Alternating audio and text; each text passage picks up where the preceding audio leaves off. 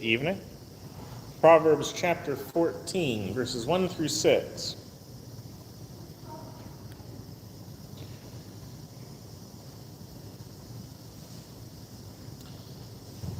Here the Proverbs read, "The wise woman builds her house, but the foolish pulls it down with her hands. He who walks in his uprightness fears the Lord, but he who is perverse in his ways despises him. The mouth of a fool is a rod of pride, but the lips of the wise will preserve them. Where no oxen are, the trough is clean, but much increase comes by the strength of an ox. A faithful witness does not lie, but a false witness will utter lies. A scoffer seeks wisdom and does not find it, but knowledge is easy to him who understands."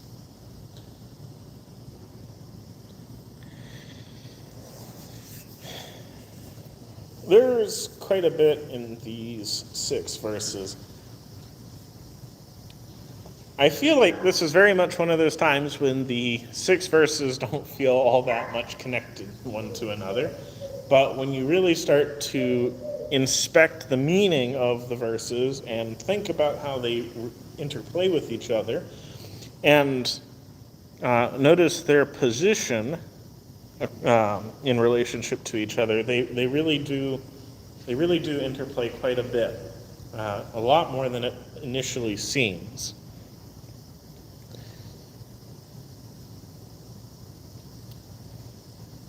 The first verse and verse number 3 are related to one another almost intrinsically, as they discuss the difference between wisdom and foolishness in the long run and in the short run. And the difference between the two is paramount. The wise woman builds up her house, the foolish pulls it down with her hands. The mouth of a fool is a rod of pride, so that's punishment, but the lips of the wise will preserve them. Verses 2 and 5 are related to one another as well, as they discuss your actions and how hypocrisy makes you dishonest. He who walks in his uprightness fears the Lord, but he who is perverse in his ways despises him.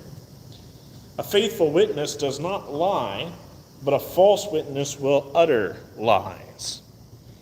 And then verses 4 and 6 relate to one another. Where no oxen are, the trough is clean, but much increase comes by the strength of an ox. And a scoffer seeks wisdom and does not find it, but knowledge is easy to him who understands. These both tell a story of how you are either one thing or another. It's the law of excluded middle. If you've ever done any amount of study into logic and how to arrange arguments, one of the most basic of all logical axioms is that if you have two opposing attributes, it cannot be both this thing and another thing. In other words, you can't have a small big box, right? They're mutually exclusive, right? It's funny to talk about, but you can't have something that contradicts itself. You can't have a cat dog, right? It's that sort of thing.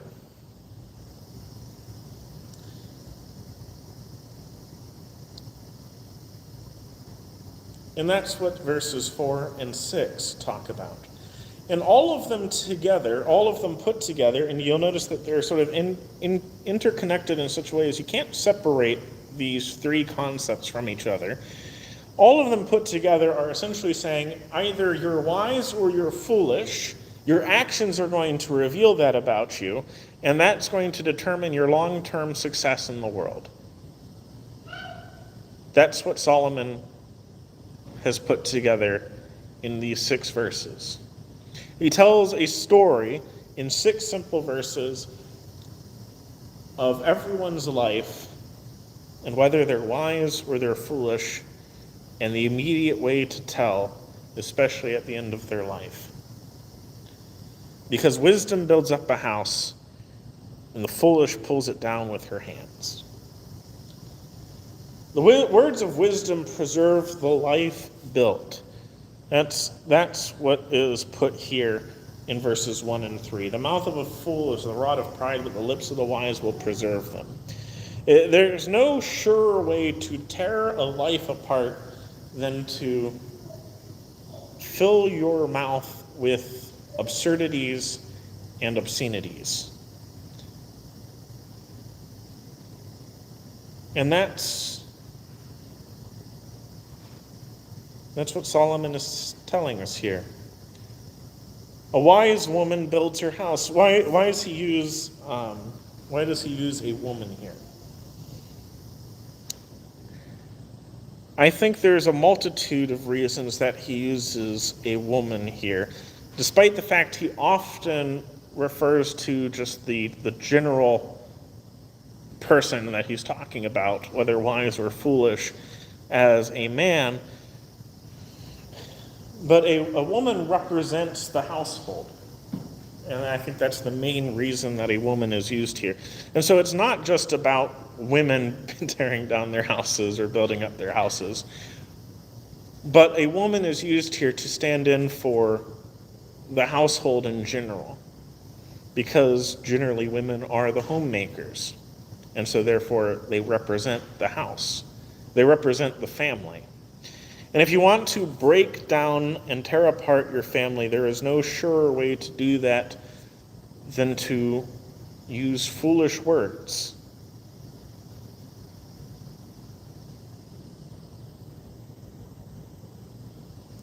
And there's no surer way to receive punishment than to run your mouth when you should be silent.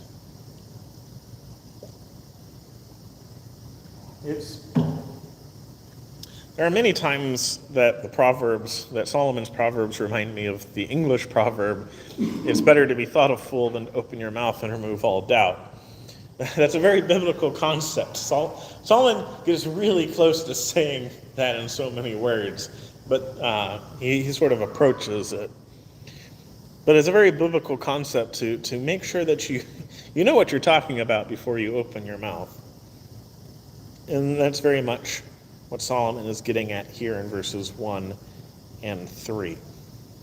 In verses 2 and 5, he who walks in his uprightness fears the Lord, but he who is perverse in his ways despises him. You are your actions, and they speak at least as loud, if not louder, than your words. And hypocrisy makes you dishonest. It equates you to the false witness who will utter lies.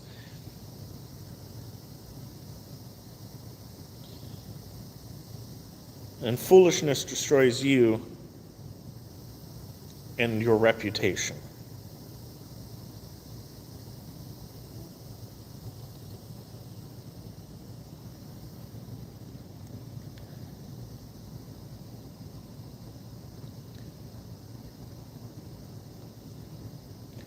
Solomon is essentially saying, if you want to learn who a man is, if you want to learn who a person is, look at what they've done in their life. What are the actions that they've taken, and what are the things that they do? These things are going to tell you more about them than any amount of words that they could ever utter. It's very reminiscent of the parable that Jesus tells concerning the lazy son and the hardworking son, who, when approached by their father and asked to do a task, the hardworking son initially says, "I will not go do it," but then he feels guilty and goes and does what his father had asked him to do. And the lazy son says, "Yes, I will go do that," and never gets around to it. Who is the one who actually honored his father in that scenario? Well, it's the one who said no, but went and did it anyway. His actions spoke much louder than his words and revealed who he was. This is what Solomon is getting at.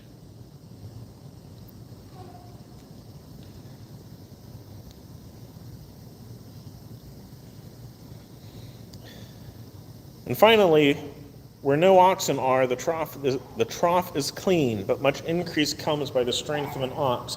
By itself, this is a very interesting proverb, because what Solomon is saying in the proverb, just taken on its own, is that you can either have a clean trough that looks nice and pretty. Has anyone ever been to like a farm goods store? Imagine some people here have. But when you go to a farm goods store, like the animal troughs are really pristine and clean, and they're like sleek and black, and they look pretty. And I've worked on a horse stable, and the horses do not leave them that way. They get all sorts of janked up after a little bit. The horses are like gnawing on them, and they ruin them. Well, that's what Solomon's getting at. You can either have a good-looking trough or you can have horses. You can either have a good-looking trough or you can actually have a productive farm. You don't get it. There's no in-between here. That's what Solomon is getting at. You have one thing or you have another. You cannot have your cake and eat it too. And I found out about 2 years ago, I think, that a lot of people have never understood that phrase. But it means you cannot hold your whole cake and be eating it at the same time. You will lose the cake as you eat it. And so that's what Solomon's saying. You have one thing or you have another. Well, in a similar manner, in verse 6, a scoffer seeks wisdom and does not find it, but knowledge is easy to him who understands. Well, you either have wisdom or you mock it. If you're mocking wisdom, if you're mocking people with knowledge, you're never going to find knowledge. You're never going to find wisdom. It's never going to come to you because you've spent all your time making fun of them.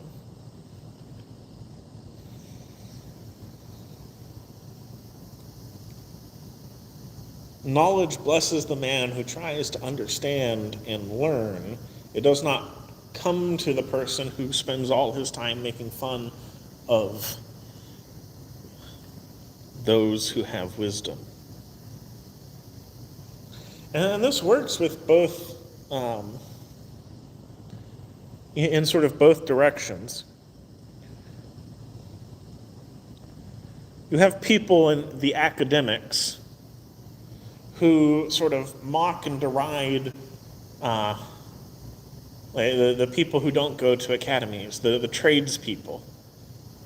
But they're never going to find the quiet wisdom that the tradesmen have, and the knowledge that they have, and the experience that they have, because they spend all their time mocking them. But likewise, there's people who are in the trades who mock and deride the academics, call them eggheads or what have you. But they're never going to find the wisdom that they have, and there is value in academic pursuit. It doesn't matter what it is that you're mocking or scoffing at. If you're spending all your time mocking it and scoffing at it, then you're never going to find the wisdom that's inside of it. And since Solomon so often tells us that there's wisdom in every place, that you need to look around for wisdom and you will find it, it does not do for the student of wisdom to be scoffing or mocking anyone or anything, because there's always wisdom to gain.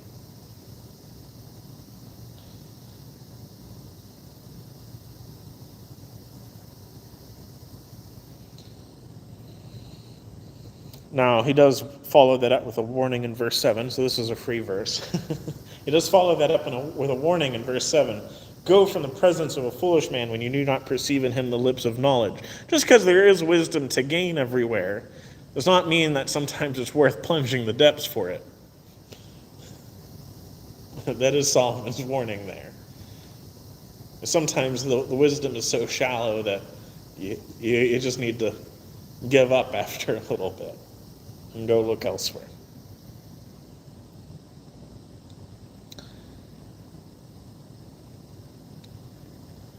But like I said, Solomon tells the story in these 6 verses of a life well built and structured, spending time gaining wisdom so that at the end of life it is not all torn down by foolish behavior, so that your reputation can stand the test of time. So everyone can learn wisdom. From the youngest of us to the oldest, we are all responsible for the gathering of wisdom. We are advised by Solomon not to become stuck and rigid in our ways, but to be fluid and flexible in our gathering of wisdom. Now, that doesn't mean to,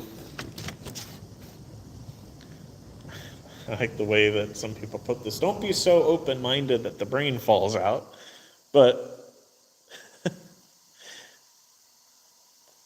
there's wisdom everywhere you look. And it's useful, instead of approaching things with derision and scoffing, to instead approach things with understanding and patience. And it may not all be true, but there's probably some wisdom to find. If there's anyone here who needs to respond to an invitation to put on Christ, we do urge you to put on Christ, to accept an invitation to become part of the family of God.